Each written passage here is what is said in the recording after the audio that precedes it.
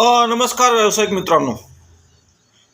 व्यंकटेश कॉम्प्युटेक बिझडेव सेंटरच्या बिझनेसच्या बाराखडीमध्ये आपलं सहर्ष स्वागत. आजचा विषय जो मी तुमच्यासमोर मांडणार आहे तो आहे एखाद्या सेवेची सेवा आणि तुम्ही त्यासाठी आखत असलेली किंमत या बाबतीत. ही जर सेवा आपण पहिल्यांदाच देत असू, म्हणजे आपण एखादी नवीन सेवा चालू केलेली आहे आणि आपण प्रयत्न करतोय की ती सेवासाठी ग्राहक मिळवण्याचा, आणि एखादा आपल्याला ग्राहक मिळाला आहे त्याला आपल्याला ही सेवा द्यायची आहे, आणि प्राईसच्या बाबतीमध्ये यावेळेस थोडंफार आपल्याला कमी जास्त करावं लागेल. कारण कुठल्याही सर्व्हिसमध्ये पहिलं काम मिळणं हे महत्त्वाचं असतं. कारण की जर पहिलं काम तुम्ही दाखवल्याशिवाय तुम्हाला दुसरं काम, पुढील काम हे मिळणार नाही आहे.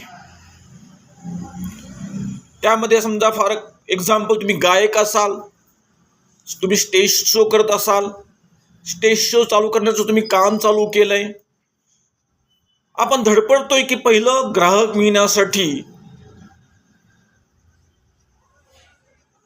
किंवा तुम्ही पेंटर असाल, एखाद्या घराचं तुम्ही पेंटिंग करत असाल, हे तुम्ही काम चालू केलंय, तुम्हाला पहिलं ग्राहक मिळण्यासाठी तुम्ही धडपडताय.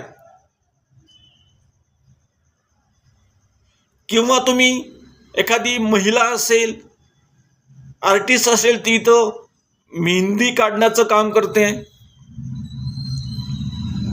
कुठल्या लग्न समारंभामध्ये किंवा कुठल्या तरी घरच्या समारंभामध्ये, पण पहिला ग्राहक मिळवण्यासाठी ती धडपडते.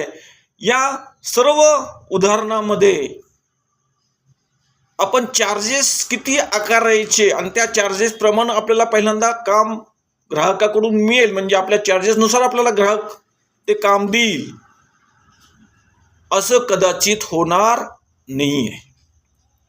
त्या बाबतीत तुम्ही थोडं प्राईसच्या बाबतीमध्ये किंवा चार्जेसच्या बाबतीमध्ये आपण जी चार्ज केलेली आहे, आणि जेव्हा ग्राहकांशी डीलिंग करतोय आपण, तेव्हा थोडं एक पाऊल मागे येऊन आपली फीज कमी केली तरी चालू शकतं, असं माझं वैयक्तिक मत आहे. कारण की असा मी अनुभव घेतलेला आहे. आम्ही जेव्हा 2022 मध्ये कंटेंट रायटिंग सर्व्हिसेस चालू केली, की म्हणजे एखाद्या व्यवसायाचं जाहिरातीचं कंटेंट असेल, एखाद्या ब्लॉगचं कंटेंट रायटिंग असेल, एखाद्या यूट्यूब चॅनलच्या स्क्रिप्टचं कंटेंट रायटिंग असेल, एखाद्या शुभेच्छा पत्राचं कंटेंट रायटिंग, असं सगळी कंटेंट रायटिंग आम्ही करून देऊ, अशी ऑफर, अशी सर्व्हिस आम्ही चालू केली. पहिला क्लायंट मिळण्यासाठी माझी धडपड चालू होती. वेगवेगळ्या प्रकारे ॲड केली. एका फेसबुकच्या कंटेंट रायटिंग ग्रुपला देखील मी मेंबर झालो. आणि एक नाशिकचं एक काम असं आलं की एक ॲड तिने टाकली की आम्हाला एक असा नाशिकमध्ये एक पतसंस्था आहे, तिच्या निवडणुका चालू आहेत, आणि एका ग्राफिक डिझायनरला त्याच्या कंटेंट लिहिण्याचं कामाची रिक्वायरमेंट होती. मी त्याला लगेच रिप्लाय केला. त्यांनी बोलताना मला सांगितलं की मी ग्राफिक डिझायनर आहे, मी कंटेंट देखील बऱ्यापैकी लिहितो, पण मला कामाचा लोड असल्यामुळं आणि प्रॉपर तेवढ्या चपकलपणे मी लिहू शकत नसल्यामुळं मला असं एक कंटेंट रायटर पाहिजे. मग प्राईसमध्ये मी कोटेशन काही सांगितलं, त्या कोटेशनला तो तयार नव्हता. मग मी सांगितलं तुमचं बजेट काय आहे ह्या संबंधित, तर त्यानं सांगितले की मी 50 रुपये पर कंटेंट पर ॲड्सचे मी देऊ शकतो. माझ्या दृष्टीने प्राईस फार कमी होती, पण हे माझं पहिलंच काम होतं कंटेंट रायटिंगचं.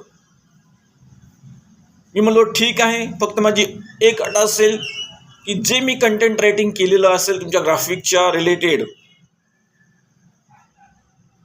जे फायनल डिझायनिंग होईल ते फक्त मला शेअर करा. असे मी 5 ते 6 कंटेंट रायटिंग त्यांचे लिहून दिले. टोटल त्याची कॉस्ट झाली 200-250 रुपये. खरं तर मेहनतीच्या मानानं, स्किलच्या मानानं ही प्राईस फार कमी होती, पण माझे पहिलंच काम असल्यामुळं मी तयार झालो. पण त्यानंतर त्यांनी मला डिझाईन केल्यानंतर, डिझाईन शेअर केल्यानंतर मला एक एक्सपिरियन्स आला दाखवण्यासाठी इतर ग्राहकांना की आम्ही हे यांचं काम केलेलं आहे.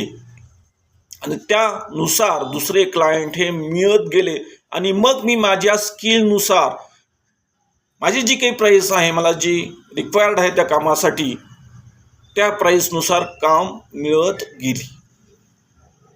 तर सांगण्याचा उद्देश हाच आहे की जेव्हा सर्व्हिस ओरिएंटेड बिझनेसमध्ये तुम्ही असता आणि एखादी पहिलीच सर्व्हिस तुम्ही चालू केलेली आहे, तुम्ही नवीन बिझनेसमॅन असाल किंवा एक्झिस्टिंग बिझनेसमध्ये तुम्ही नवीन सर्व्हिस चालू केलेली आहे, ज्यामध्ये फक्त सर्व्हिस देणं म्हणजे तुमचं स्किल आणि तुमचा वेळ हाच इन्व्हेस्टमेंट आहे, बाकीचे कुठले इन्व्हेस्टमेंट नाही. आता हा प्राईसचा भाग जो आहे, एखाद्या ट्रेडिंगमध्ये जिथं प्रोडक्ट आपण कुठून तरी घेतो त्याची एक प्राईस ठरलेली आहे आणि त्याच्या मार्जिननुसार आपण विकतोय, किंवा तुम्ही मॅन्युफॅक्चरिंग आहात त्याची कॉस्टिंग काहीतरी झालेली आहे, त्याच्यावर तुमचं प्रॉफिटवरून मग तुम्ही विकताय. ह्यामध्ये हा रूल कदाचित लागू पडणार नाही. पण जिथं तुम्ही सर्व्हिस देताय त्या केसमध्ये पहिलं क्लायंट तुमचं पिच होणं, पहिलं क्लायंट तुम्हाला मिळणं, पहिलं ग्राहक तुम्हाला मिळणं हे महत्त्वाचं असतं. कारण की पहिला ग्राहक मिळाल्याशिवाय नंतरचा ग्राहक तुम्हाला मिळणार नाही. आणि असं खूप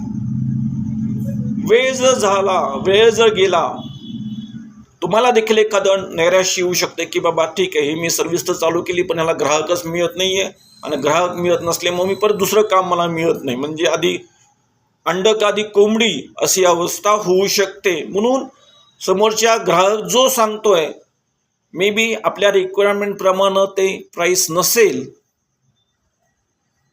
आपल्या मेहनतीच्या मानानं तो मिळत नसेल तरी ते काम स्वीकारा, ते काम करून टाका. कामाचा कॉन्फिडन्स येईल आणि मार्केटमध्ये तुम्हाला ह्या ग्राहकाचं मी काम केलेलं आहे एक्झाम्पल म्हणून तुम्हाला ते दाखवतोय. नक्कीच आजच्या ह्या टिप्समधून तुम्हाला काहीतरी शिकायला मिळालं असेल अशी आशा व्यक्त करतो आणि थांबतो. खूप खूप धन्यवाद.